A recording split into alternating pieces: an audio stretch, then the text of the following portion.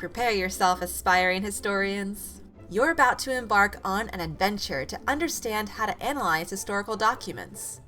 This skill will open up a world of information and new perspectives as you dive deeper into past events and the famous personalities that have shaped our world.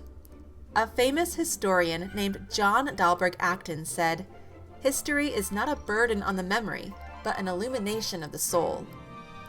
Let's turn on that proverbial light bulb and spark some new insight into the past.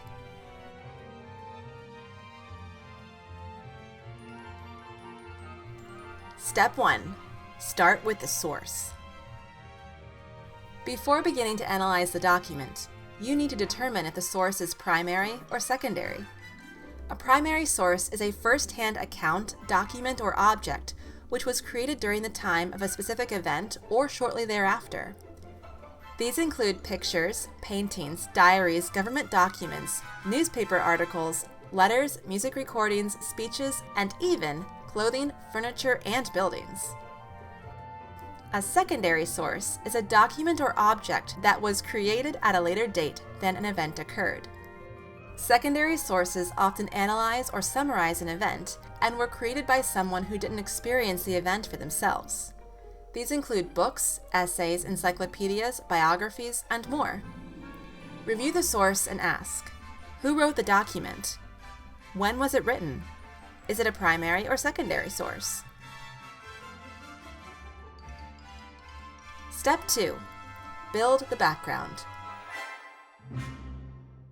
Now that you've identified the author, type of source, and year the source was created, it's time to build the background.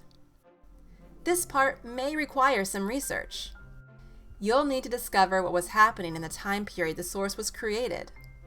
Understanding the background or context surrounding the creation of the source will prepare you for the next step. Step 3. Dive into the document. What are you waiting for? It's time to dive into the source in full. Define words that are new to you and think carefully about the language the author has chosen to use.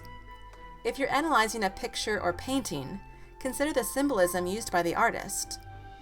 Ask yourself, what is the main idea of the source? Step 4. Provide the purpose. You're almost there. In this step, it's time to determine the purpose. Why did the author create the source? What message are they trying to convey? What is their perspective? Now is a great time to determine if the author is biased. Do they hold a prejudice for or against something or someone?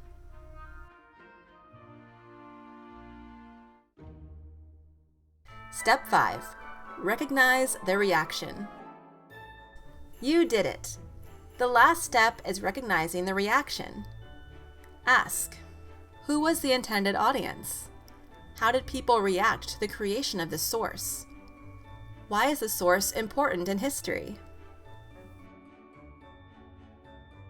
Mission accomplished. As a reminder, when analyzing historical sources, you'll start with the source, build the background, dive into the document, provide the purpose, and recognize the reaction.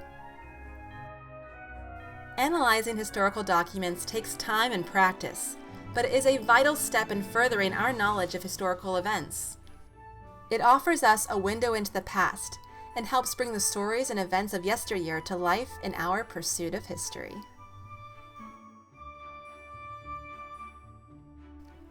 Hey everyone, thanks for watching. Don't forget to hit the subscribe button down below and the like button to show some love.